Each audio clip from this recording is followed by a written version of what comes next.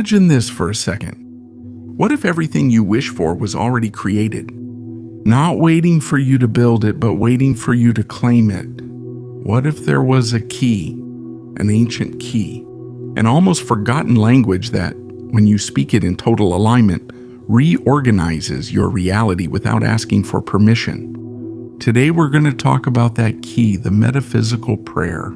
And no, it's not praying with a tragic look on your face or repeating phrases like a spiritual parrot.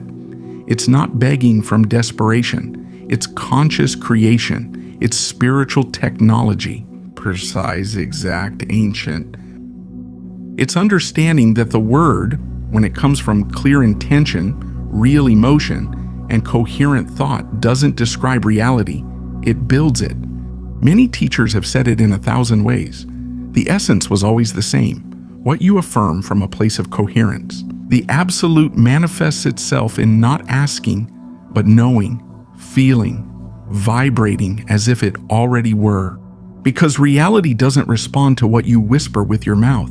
It responds to what you declare with your entire nervous system. And that's why so many people pray, and nothing changes. They wish, and nothing happens. The problem isn't the prayer, it's the state from which you do it.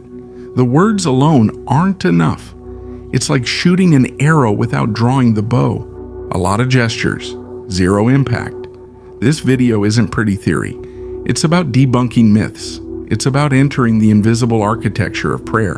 It's about understanding why, when you pray from the end, from the fulfilled state, reality reorganizes itself. Not because it's cheap magic, but because it's consistent with universal laws. Let's explore its esoteric root, its history, its foundation in sacred teachings. But above all, here are the exact steps so that your prayer stops being a cry to the ceiling and becomes a seed that inevitably sprouts. Because we are not here to beg a distant God. We are here to remember that the kingdom is within, and whoever prays from the kingdom does not ask. He declares. Get ready. It's not just a technique, it's a way of living. It's learning to speak from the soul without sounding like a cliché mystic. A single prayer done well can move the invisible threads of your reality. For millennia, prayer was a bridge between the human and the divine. But before it was a ritual, it was vibration. Before it was a word, it was intention. And before it was tamed by institutions, it was spiritual science. In the ancient mystery schools of Egypt, Monogresia in India, something radical was taught. The universe was created by sound, not as a poetic metaphor, literally, the logos, the creative word.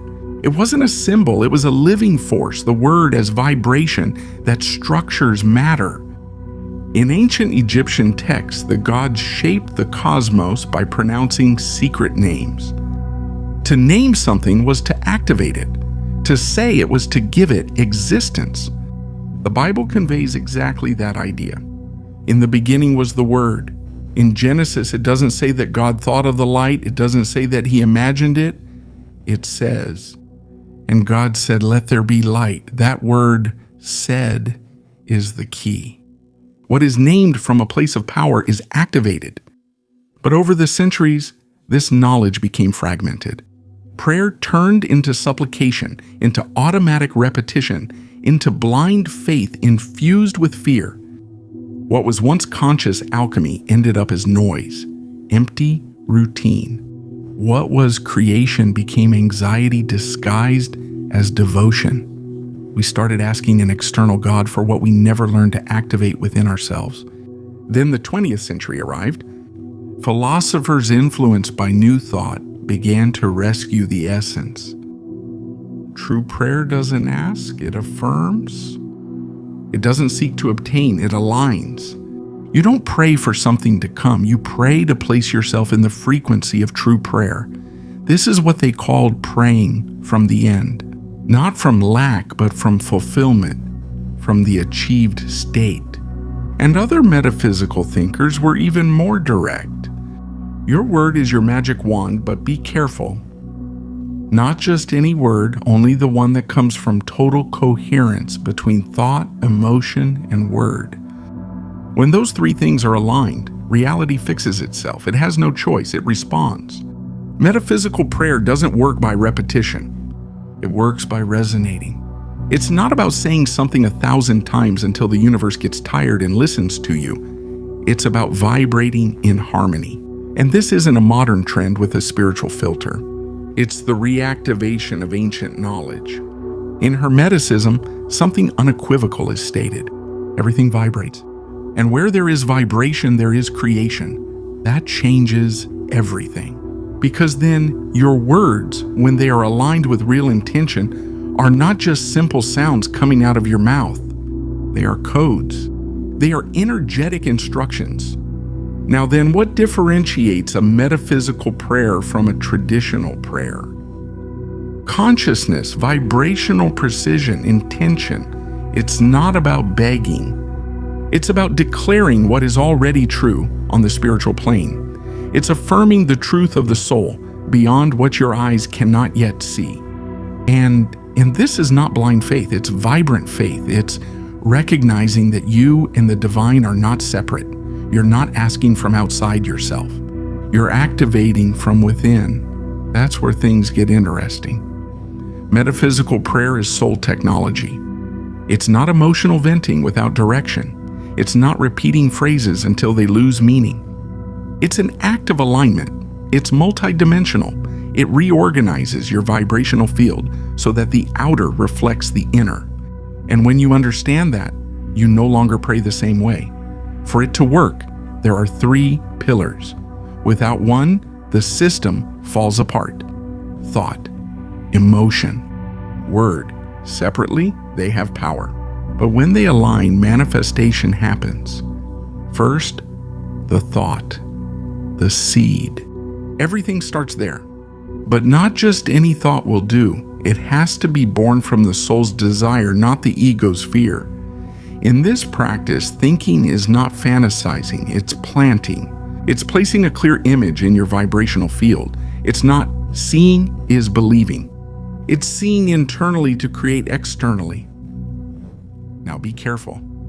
If your thought is mixed with doubt, contradiction, or that classic yes, but, the seed doesn't take root. It scatters. The thought must be precise, direct, like a mental arrow aiming exactly at what you want. If not, it gets diluted. Imagination sustained with faith is the key.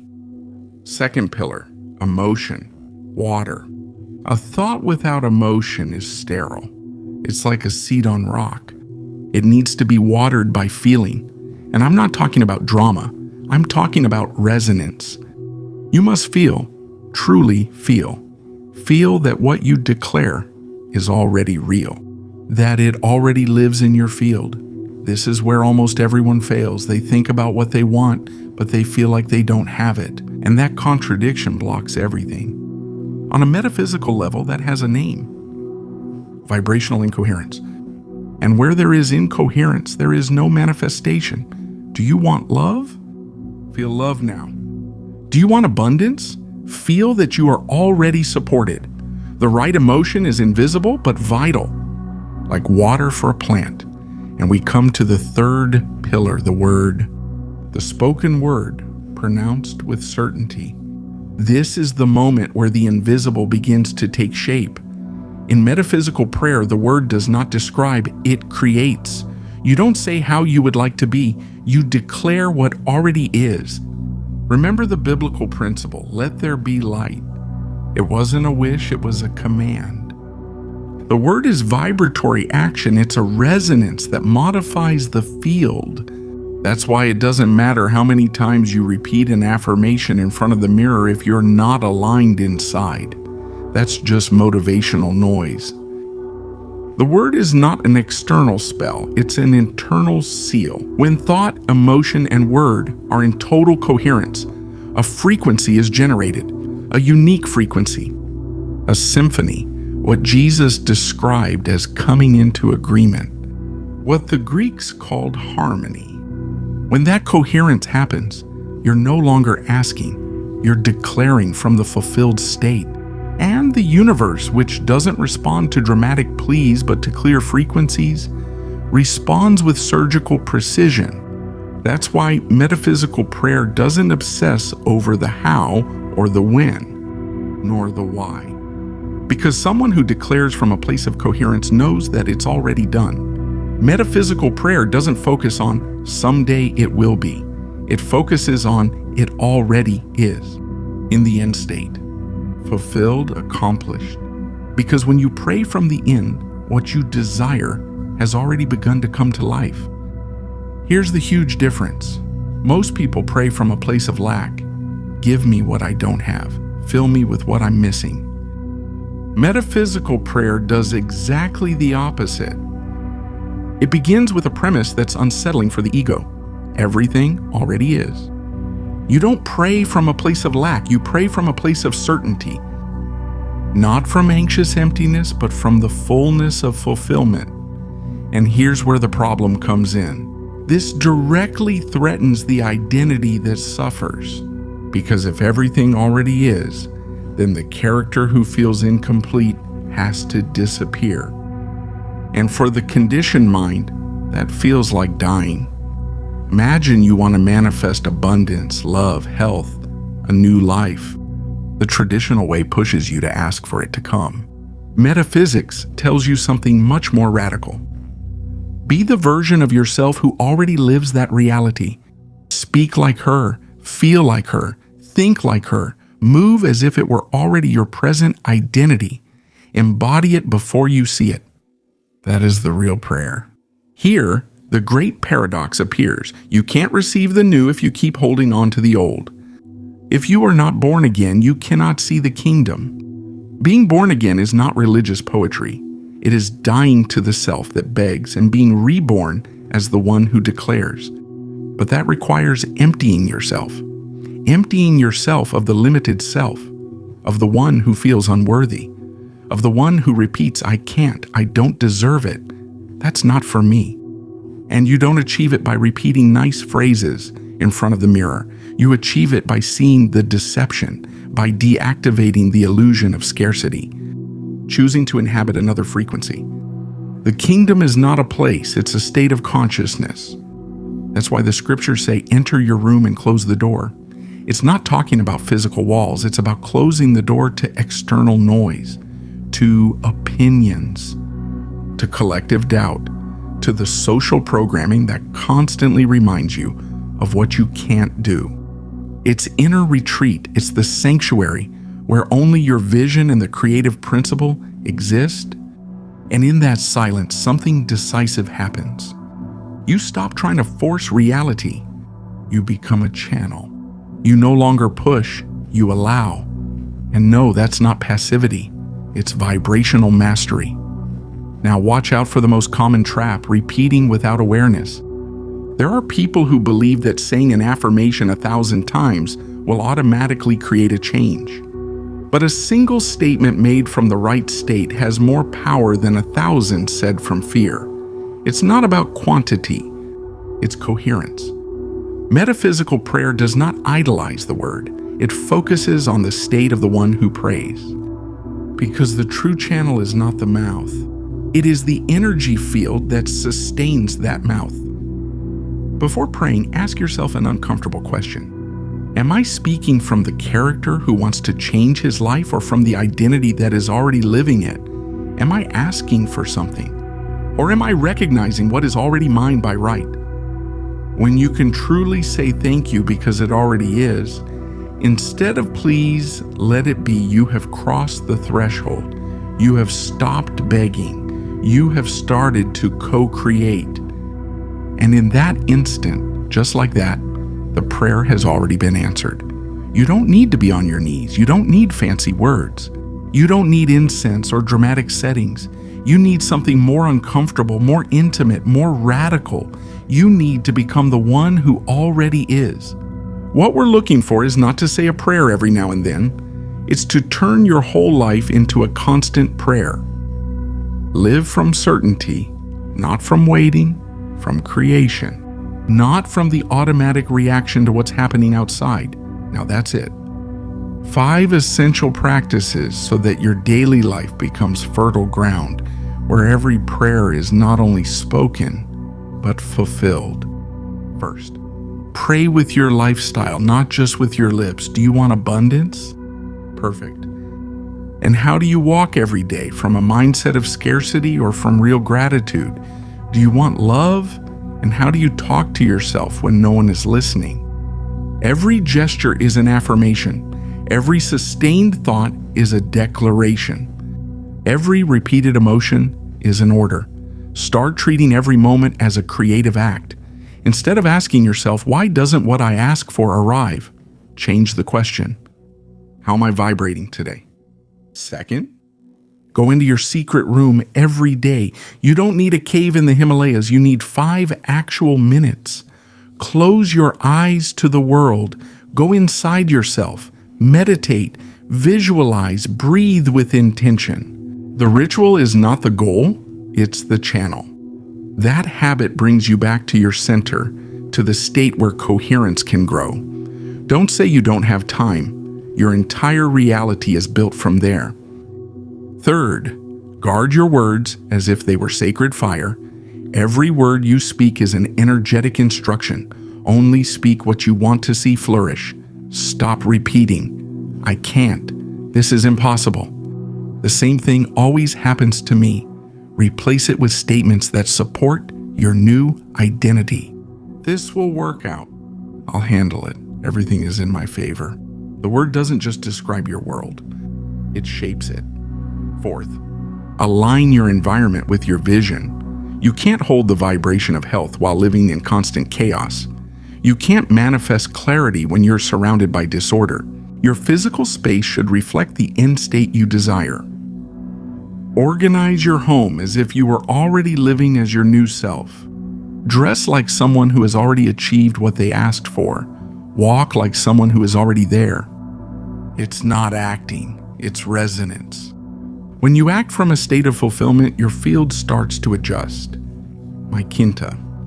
Eliminate urgency. Anxiety blocks you. Urgency screams, I don't have it. If it were already real, you wouldn't be desperate. You would be calm. That calmness is the sign. Pray, be grateful, let go. Like someone who plants a seed knowing it will sprout, even if today you don't see anything on the surface. But if you've made it this far, it's not a coincidence.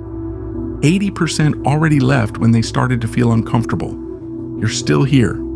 That says something. Now I want you to do something different. Go to the comments and write exactly this phrase.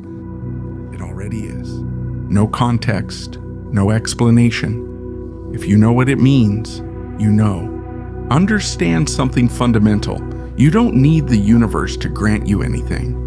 You need to align yourself with what is already yours on the higher plane. And that isn't achieved by forcing it. It's achieved by being consistent. Your job isn't to convince God. It's to remind yourself who you are. When you change, everything changes. And here we come to the key point. We're no longer talking about words. We're talking about identity. The metaphysical prayer is not a technique you apply. It's an attitude towards life. It's deciding to live as a creator, not as a victim waiting to be rescued. It's about no longer waiting for miracles and becoming the channel through which those miracles are expressed. True prayer is not a plea sent to the heavens. It's a declaration spoken from the soul. It doesn't say, please, let it happen. It says, thank you because it already is. And in that tiny difference lies the greatest secret. The universe doesn't respond to what you desire. It responds to how you desire it, with anxiety. It responds to what you already accept as true within yourself. We've already seen it. Thought initiates. Emotion enlivens. The word seals. Each prayer is a vibrational configuration. And when it is born from deep coherence, it transforms the field of possibility. We also understood something key. The problem is not desiring. The problem is desiring from a place of lack, from fear, from disconnection. The biggest obstacle for your prayer to be fulfilled is not the outside world, it's the frequency from which you speak. Think about it. Can you manifest peace if you pray with anxiety? Can you attract abundance if you declare from fear? The word is not only heard, you vibrate it, and the vibration doesn't lie. That's why metaphysical prayer requires courage. It asks you to embody today a version of yourself that you can't see with your eyes yet, but that already exists in the invisible. It asks you to hold on to certainty when everything outside seems to contradict it. Or it asks you to live as if you already were what you are still creating. That's not fantasy. It's spiritual faithfulness. The real power of this prayer lies in the inner state from which you say it. When you enter that secret place, when you inhabit that state where everything is already fulfilled, you stop begging for answers. You start issuing decrees. Your word stops being a plea. It becomes a resounding command that moves invisible structures. Here's the unembellished truth. Everything is fulfilled when you pray as if you have already received. It's not magic, it's law. An ancient law, as old as time and as forgotten as our own divinity. I'm not asking you to believe it blindly. Try it. Take a genuine wish, close your eyes, feel it fulfilled, speak from there. Be grateful for it as a fact, and let it go. Don't obsess over how. Don't chase after when. Your job is to remain in coherence. The rest falls into place. Because when you pray from the soul, reality has no choice. And if you've made it this far, it's because something in you already knew it. Remember this, your word is law. When it comes from your true self,